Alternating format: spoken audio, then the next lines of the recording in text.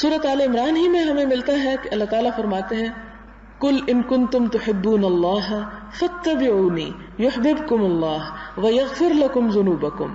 ان سے کہہ دیجئے کہ اگر تم اللہ سے محبت کرتے ہو، ان کنتم تحبون اللہ، تو اس کا اظہار کس طرح کرو؟ اللہ سے محبت کا اظہار فاتبعونی، میری اتباع کر کے، یعنی رسول علیہ السلام کی پیروی کر کے، ان کے طرز عمل کو اپنا کر. یہ ہے اللہ سے محبت کا اصل اظہار. اس لیے کہ آپ دیکھتے ہیں کہ دنیا میں کوئی بھی دین اور مذہب ایسا نہیں جس میں اللہ کو ماننے یا اس سے محبت کا طریقہ نہ پایا جاتا ہو. ہر جگہ موجود ہے. کرسچینٹی میں آپ دیکھ لیں، جوڈازم میں دیکھ لیں، بدھزم میں دیکھ لیں، ہر جگہ آپ کو خدا کا تصور بھی ملے گا اور اس سے محبت کا طریقہ بھی ملے گا، لیکن ہر ایک کا طریقہ مختلف ہے.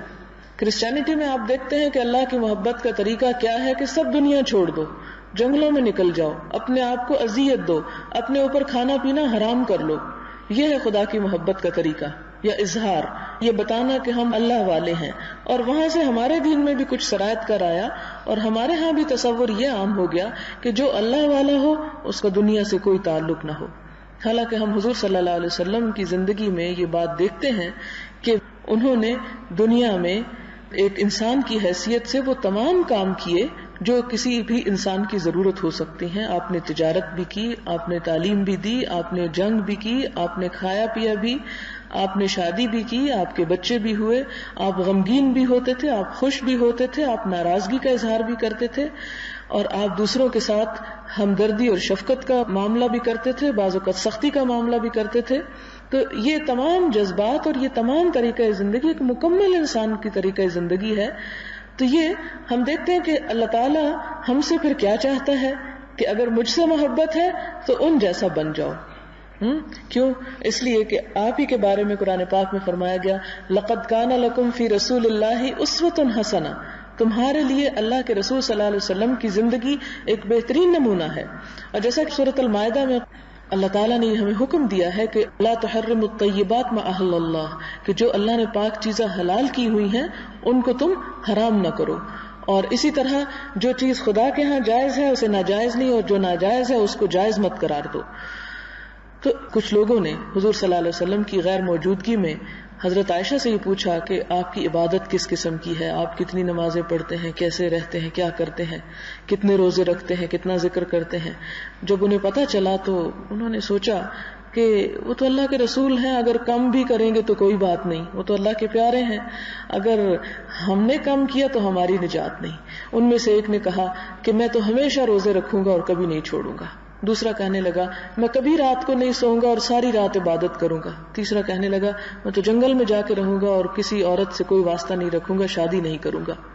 جب حضور صلی اللہ علیہ وسلم گھر واپس تشریف لائے تو آپ کو حضرت عائشہ نے یہ سارا قصہ بتایا تو آپ صلی اللہ علیہ وسلم غضبناک ہوئے، لوگوں کو جمع کیا اور خطبہ دیا اور فرمایا کہ دیکھو لوگوں، میں روزے رکھتا بھی ہوں اور نہیں بھی رکھتا، میں رات کو نماز پڑھتا بھی ہوں اور سوتا بھی ہوں، میں گوشت بھی کھاتا ہوں، گھی بھی کھاتا ہوں، اور میں شادی بھی کرتا ہوں. لہذا جو مجھ سے محبت کرتا ہے تو اسے چاہیے کہ وہ میرے طریقے کی پیروی کرے، اور جس نے میرے طریقے سے روگردانی کی، من رغب عن سنتی فلیس منی، تو اس کا مجھ سے کوئی تعلق نہیں.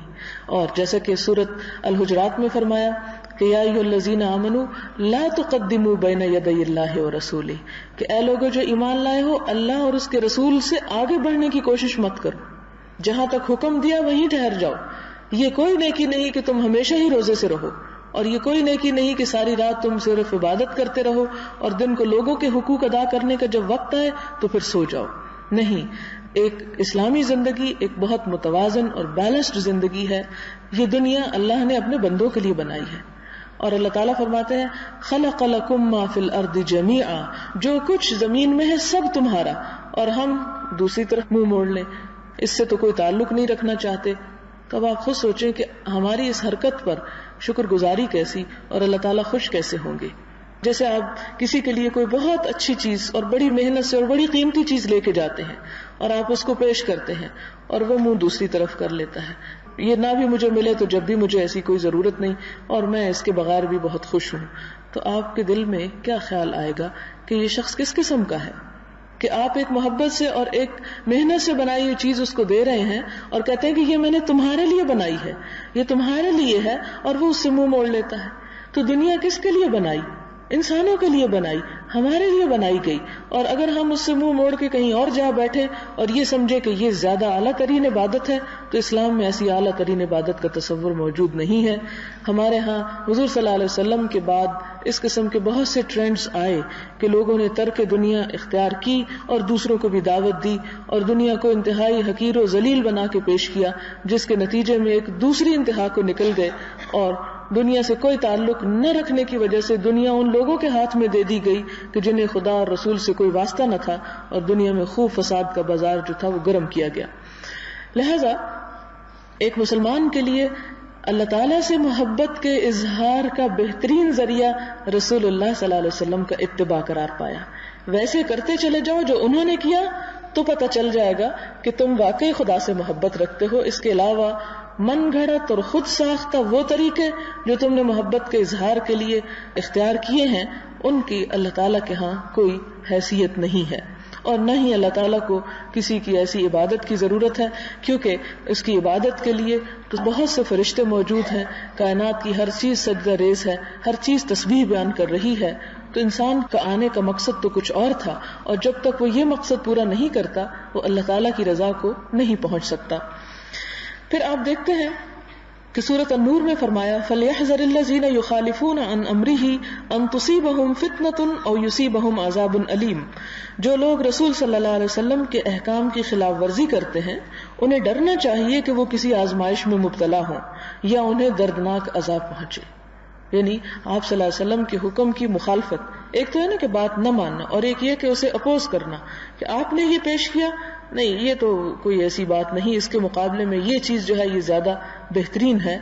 کسی بھی ایسے اخلاق اور ایمان اور عبادات کے معاملے میں جس میں آپ کا واضح حکم موجود ہو تو اللہ تعالیٰ نے اسے سخت ناپسند قرار دیا، اور یہ فرمایا کہ اگر کوئی شخص جان بوجھ کے ایسا کرتا ہے تو وہ اللہ تعالیٰ کی طرف سے کسی فتنے، آزمائش اور مصیبت کے لیے پھر تیار رہے. پھر اسی طرح آپ صلی اللہ علیہ وسلم کے احکام کی خلاف ورزی کو کفر بھی قرار دیا گیا. اللہ تعالیٰ فرماتے ہیں قل اطیعوا اللہ و اطیعوا الرسول، انہیں کہہ دیجئے کہ اطاعت کرو اللہ کی اور اللہ کے رسول کی. فَإِن تَوَلَّوْا، پھر اگر یہ منہ موڑ جائیں، فَإِنَّ اللَّهَ لَا يُحِبُّ الْكَافِرِينَ، تو اللہ تعالیٰ ایسے کافروں کو پسند نہیں کرتا، ایسے انکار کرنے والوں سے محبت نہیں رکھتا. پھر ہم دیکھتے ہیں کہ اس معاملے میں نہ صرف یہ کہ مردوں بلکہ عورتوں کو بھی باقاعدہ نام لے کر یہ حکم دیا گیا کہ وہ اطاعت کے ساتھ وفادار رہیں. سورۃ الاحزاب میں ارشاد ہوتا ہے وَمَا كَانَ لِمُؤْمِنٍ وَلَا مُؤْمِنَةٍ إِذَا قَضَى اللَّهُ وَرَسُولُهُ أَمْرًا أَن يَكُونَ لَهُمُ الْخِيَرَةُ مِنْ أَمْرِهِمْ وَمَن يَعْصِ اللَّهَ وَرَسُولَهُ فَقَدْ ضَلَّ ضَلَالًا مُبِينًا. کسی مومن مرد اور عورت کے لیے یہ بات زیبا نہیں کہ جب اللہ اور اس کا رسول کسی بات کا فیصلہ صادر کر دے تو انہیں کوئی اختیار بھی باقی رہے. جو اللہ تعالیٰ اور اس کے رسول کی نافرمانی کرے تو وہ بہت بری طرح گمراہ ہوا. مراد یہ کہ مومن مرد اور عورت کسی کو اختیار نہیں کہ جو فیصلہ اللہ کے رسول کر دیں پھر اس کے بعد اس فیصلے کو وہ بدل ڈالے، اور پھر جو نافرمانی کرے گا، بات نہیں مانے گا، تو وہ یہ اپنے دل سے خیال نکال دے کہ وہ صراط مستقیم پر ہے. پھر اسی طرح اطاعت اور نزاع کے موقع پر بھی حضور صلی اللہ علیہ وسلم کے فیصلے کو آخری فیصلہ قرار دیا گیا، اور آپ کے فیصلے سے روگردانی نفاق کی علامت قرار دی گئی.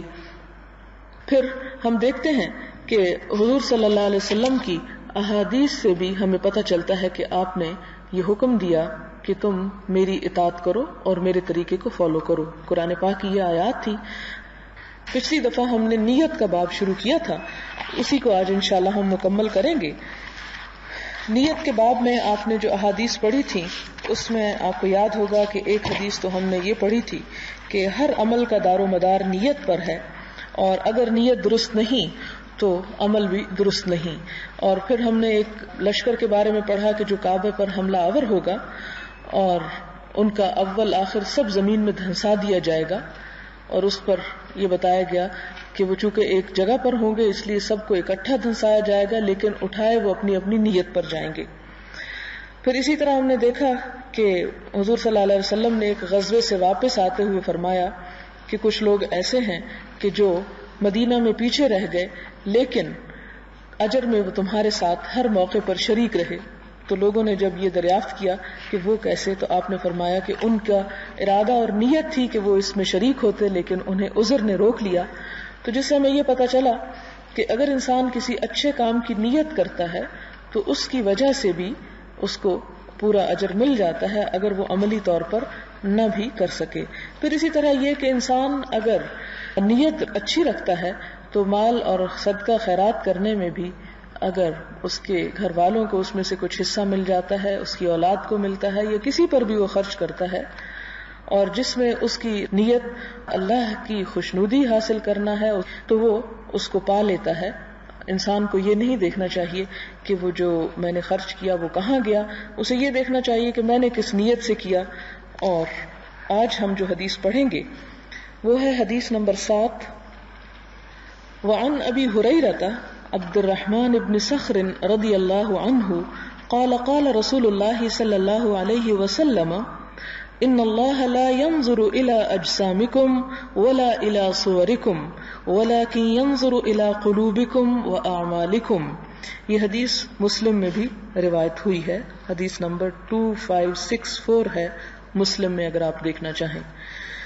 اس کا مطلب یہ ہے کہ حضرت ابو ہریرہ سے روایت ہے، رسول اللہ صلی اللہ علیہ وسلم نے فرمایا، بے شک اللہ تعالیٰ نہ تمہارے جسموں کو دیکھتا ہے کہ کتنے خوبصورت ہیں، کتنے پتلے، یہ کتنے موٹے ہیں، اور نہ تمہاری شکلوں کو دیکھتا ہے کہ وہ کیسے لگ رہی ہیں، اس لیے کہ شکلیں بنانے والا تو وہ خود ہے، یہ ساری کاریگری اسی کی ہے، یہ صورتیں اسی نے بنائی.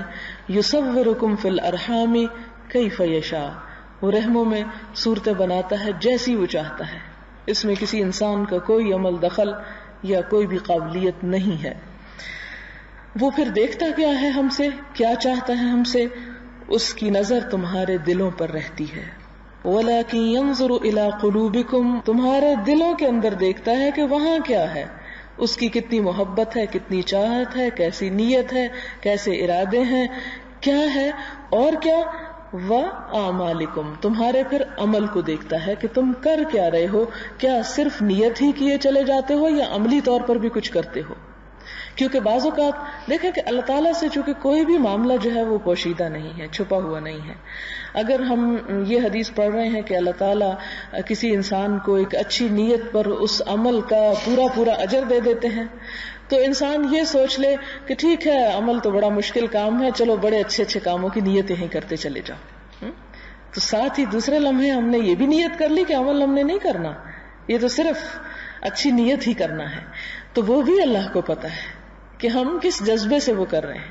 وہ تمہارے دلوں کا خلوص دیکھتا ہے، وہ دیکھتا ہے کہ تم کتنی تڑپ رکھتے ہو، کتنی تمنا رکھتے ہو کسی بھی اچھے کام کو کرنے کی، اور جب نہیں کر پاتے تو پھر وہ تمہاری اس تڑپ اور تمہاری اس طلب کو رائیگاں نہیں جانے دیتا، بلکہ اس پر تمہیں اجر عطا کرتا ہے. اگلی حدیث ہے وعن ابی موسیٰ عبداللہ بن قیس الاشعری رضی اللہ عنہ قال سئل رسول اللہ صلی اللہ علیہ وسلم عن الرجل يقاتل شجاعة ويقاتل حمية ويقاتل رياء أي ذلك في سبيل الله فقال رسول الله صلى الله عليه وسلم من قاتل لتكون كلمة الله هي العليا فهو في سبيل الله متفق علیہ. حضرت ابو موسیٰ اشعری جن کا نام عبداللہ بن قیس تھا، ان سے روایت ہے رضی اللہ تعالی عنہ سے کہ رسول اللہ صلی اللہ علیہ وسلم سے ایسے آدمی کے متعلق پوچھا گیا جو بہادری کے لیے جہاد کرے یا حمیت کے لیے غیرت میں آ کر جنگ کرے یا ریاکاری کے لیے دکھاوے کے لیے جنگ کرے. اس میں سے اللہ کے راستے میں کون سا ہے، بہادری کے لیے لڑنا یا غیرت کے جذبے یا جوش میں آ کر یا دکھاوے کے لیے؟ آپ صلی اللہ علیہ وسلم نے فرمایا من قاتل لتکون کلمۃ اللہ ہی العلیٰ، کہ جو اللہ کا بول بالا کرنے کے لیے، اللہ کے دین کا، کلمۃ اللہ سے مراد اللہ کا کلمہ بلند کرنے کے لیے جنگ کرتا ہے، فہو فی سبیل اللہ، تو وہ اللہ کے راستے میں شمار ہوگا. متفق علیہ کا مطلب ہے کہ یہ حدیث بخاری اور مسلم دونوں میں ہے، اور دونوں کا اس پر اتفاق ہے کہ یہ صحیح ذرائع کے ساتھ حضور صلی اللہ علیہ وسلم سے ہی منقول ہے. بخاری کی پہلی جلد میں بھی ہے اور چھٹی جلد میں بھی ہے، اور اسی طرح مسلم کی حدیث نمبر 1904 اور 150 آپ دیکھ سکتے ہیں، اس میں موجود ہے بخاری اور مسلم میں یہ حدیث. تو مراد یہ ہے کہ انسان جہاد جیسا کام، جنگ کرنے کا کام بھی اگر صرف اس لیے کرتا ہے کہ دنیا کی تاریخ میں اس کا نام لکھا جائے کہ فلاں بہت بہادر تھا، یا اس لیے کرتا ہے کہ اس کے اندر اپنے قوم کی یا اپنے قبیلے کی یا اپنے وطن کی ایک صرف حمیت تھی، ایک غیرت تھی، ایک جذبہ تھا، یا اس کی محبت تھی اور اس کو بلند کرنے کے لیے کہ میرے قبیلے کا نام بلند ہو، کیا وہ فلاں قبیلے کا شخص جو ہے وہ بہت اس نے بڑے بڑے کارنامے کیے، یا فلاں علاقے یا فلاں قوم یا فلاں ملک کا شخص ایسا تھا، تو وہ بھی خدا کے ہاں جہاد شمار نہیں ہوتا. اور اسی طرح ریاکاری یعنی کوئی بھی اور ایسا مقصد دکھاوے کا کہ جس میں انسان کی نیت کچھ بھی ہو، کسی طرح بھی شہرت پانے کی، فرمایا کہ ان میں سے کوئی بھی اللہ کی راہ میں نہیں ہے. جب ان سے پوچھا گیا کہ ای ذالک فی سبیل اللہ، ان میں سے اللہ کی راہ میں کون سا شمار ہوگا، آپ نے فرمایا اللہ کی راہ میں صرف وہ شمار ہوگا کہ جس جہاد کے پیچھے نقطہ نظر یہ ہو کہ اللہ کا دین بلند ہو. جیسا کہ اقبال کا شاید شعر ہے کہ نہ مال غنیمت نہ کشور کشائی، شہادت ہے مطلوب و مقصود مومن، کہ مال غنیمت کے لیے بھی نہیں مومن لڑتا، اور نہ کشور کشائی کے فلاں جگہ اور فلاں جگہ ہمارے جھنڈے لہرانے لگے، بلکہ وہ کس لیے جنگ کرتا ہے؟ شہادت ہے مطلوب و مقصود مومن، کہ شہادت، اور شہادت کا لفظی مطلب ہوتا ہے گواہی. اگر وہ زندہ ہے جب بھی گواہی دے رہا ہے کہ میں اللہ کا بندہ ہوں اور اس کے پیغام کو میں ہر پیغام پر اونچا دیکھنا چاہتا ہوں، اس کی مرضی کو ہر مرضی سے مقدم دیکھنا چاہتا ہوں، اس لیے میں لڑ رہا ہوں. اور اگر زندہ نہیں بھی رہتا، اس کی جان بھی چلی جاتی ہے تو بھی وہ نہیں مرتا، تو وہ اسے شہادت نصیب ہوتی ہے. وہ موت نہیں کہلاتی، وہ شہادت کہلاتی ہے. تو ایک بندہ مومن کا جہاد کے بارے میں نقطہ نظر صرف یہ ہوتا ہے، اور اللہ کے ہاں بھی وہی قابل قبول ہے. اگلی حدیث ہے وعن ابی بکرۃ نفیع بن الحارث الثقفی رضی اللہ عنہ ان النبی صلی اللہ علیہ وسلم قال اذا التقى المسلمان بسيفهما فالقاتل والمقتول في النار قلت يا رسول الله هذا القاتل فما بال المقتول قال انه كان حريصا على قتل صاحبه متفق علیہ.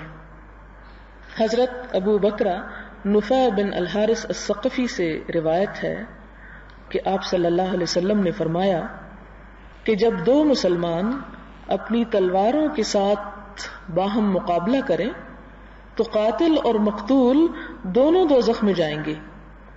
وہ کہتے ہیں قلت، ابو بکرہ کہتے ہیں میں نے کہا یا رسول اللہ، قاتل کا معاملہ تو سمجھ میں آ گیا کہ اس نے ایک دوسرے کی جان لی، لیکن مقتول کے بارے میں حیرت ہے کہ وہ کیوں جہنم میں جائے گا.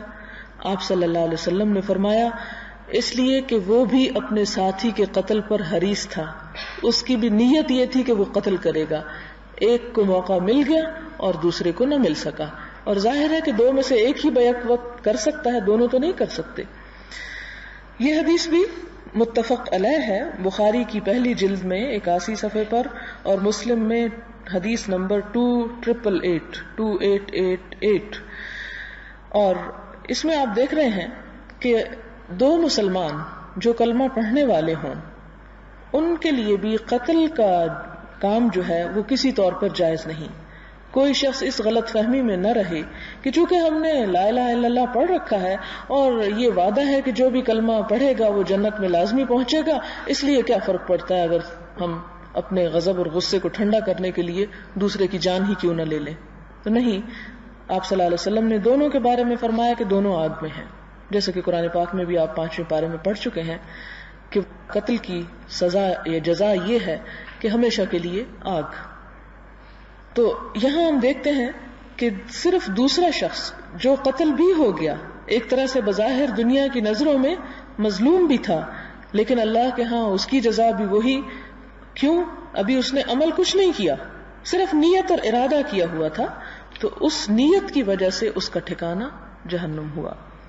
اگلی حدیث وعن ابی ہریرہ رضی اللہ عنہ قال قال رسول اللہ صلی اللہ علیہ وسلم صلاة الرجل في جماعة تزيد على صلاته في سوقه وبيته 27 درجة وذلك أن أحدهم إذا توضأ فأحسن الوضوء ثم أتى المسجد لا يريد إلا الصلاة لا ينهزه إلا الصلاة لم يخط خطوة إلا رفع له بها درجة وحط عنه بها خطيئة حتى يدخل المسجد فإذا دخل المسجد كان في الصلاة ما كانت الصلاة هي تحبسه والملائكة يصلون على أحدكم ما دام في مجلسه الذي صلى فيه يقولون اللهم ارحمه اللهم اغفر له اللهم تب عليه ما لم يؤذ فيه ما لم يحدث فيه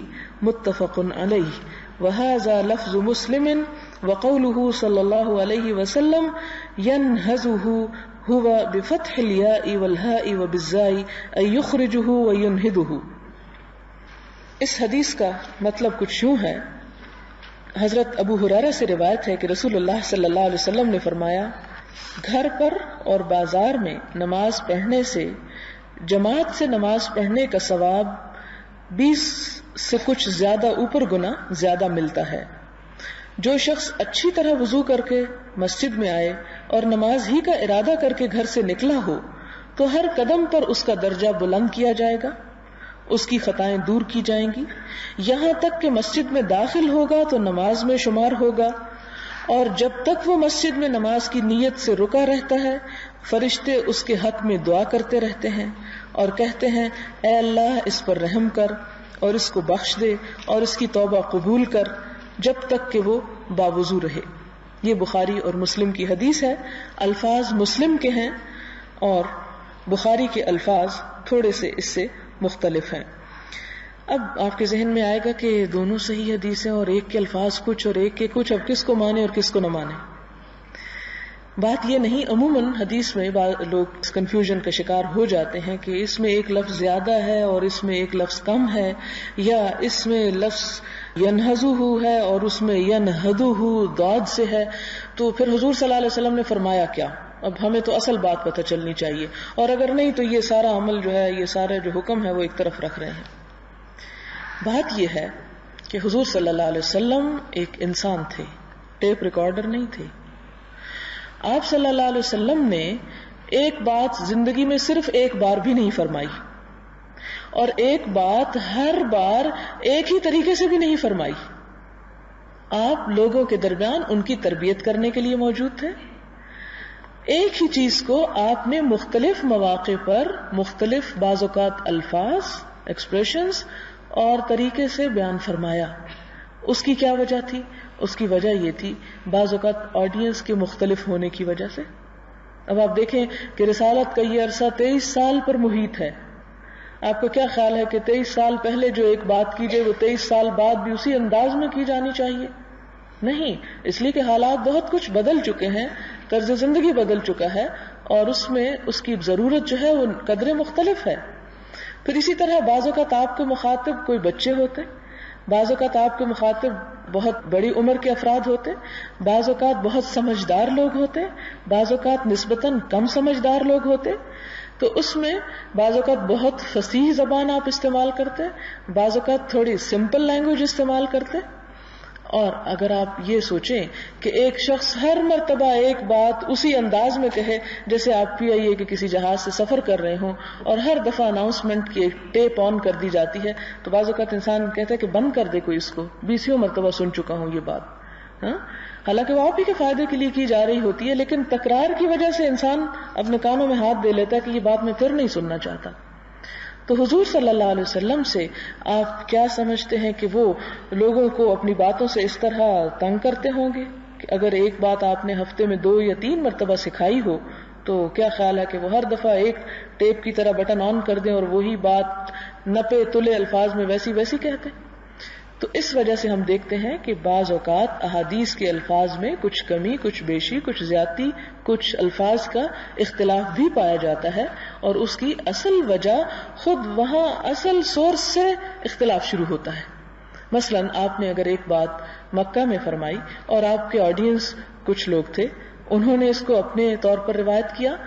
یہی بات جب آپ نے مدینہ میں فرمائی تو وہاں الفاظ میں کچھ اگر اختلاف تھا تو انہوں نے اسی انداز میں آگے پہنچائی. تو اس میں ہم یہ نہیں کہہ سکتے کہ چونکہ بات ملتی جلتی ہے مگر الفاظ مختلف ہے لہذا لگتا ہے یہ جھوٹ گڑا ہوا ہے. یہ بات نہیں ہوتی. وہ دونوں ہی چیزیں اپنی اپنی جگہ پر درست ہوتی ہیں اور اس میں پھر دین میں وسعت پیدا ہو جاتی ہے. ایک حدیث سے ہمیں ایک بات پتہ چلتی ہے، دوسرے میں تھوڑا ایک آدھ لائن کا ایڈیشن یا اومیشن ہوتا ہے، وہاں ہمیں ایک اور بات پتہ چل جاتی ہے. اور جب ہم ان سب کو سامنے اکٹھا کر کے دیکھتے ہیں تو ہمیں بہت سی تفصیلات اس سے پتہ چلتی ہیں. تو اس لیے یہاں جو یہ کہا گیا کہ یہ مسلم کے الفاظ ہیں، تو مراد یہ کہ یہ ٹیکسٹ جو اس کتاب میں نقل کی گئی یہ مسلم کے الفاظ کی، اور بخاری کے جو الفاظ ہیں اس میں تھوڑا بہت اس سے اختلاف ہے، لیکن معنی اور مفہوم یہی ہے. تو اس میں اب حدیث ہمیں کیا بتاتی ہے؟ حدیث ہمیں یہ بتاتی ہے کہ اگر کوئی شخص مسجد میں نماز پڑھتا ہے تو اس کا اجر گھر میں نماز پڑھنے والے سے یا اپنی دکان یا بازار میں نماز پڑھنے والے سے کئی گنا زیادہ ہے. یہاں یہ آیا بدع و 20، 20 سے کچھ اوپر گنا. ایک اور جگہ پر آپ نے مشہور حدیث میں سنا ہوگا 27 گنا. وہاں لفظ باقاعدہ نمبر مینشن ہے، یہاں پر ایک جنرل بات کی گئی. تو اس کی وجہ کیا ہے؟ اس کی وجہ یہ بھی ہے اور وجوہات میں کہ انسان ایک اچھی نیت کر کے اٹھتا ہے، اور وہ نیت لے کے جب مسجد میں پہنچتا ہی ہے اور ابھی وہ نماز نہیں بھی پڑھ رہا ہوتا، جب تک جماعت کھڑی نہیں ہو جاتی وہ مسلسل نماز میں شمار کیا جاتا ہے. تو وہ نیت جو ہے اس کی وہاں پہنچنے کی، اور جب اس نے ارادہ کر لیا نماز کا اور جتنے قدم مسجد کی طرف بڑھائے ہر قدم پر اجر ملا، درجات بلند ہوئے، وہاں جتنی دیر انتظار کیا تو وہ سارے کا سارا اس درجے کو بڑھانے کا باعث بنا.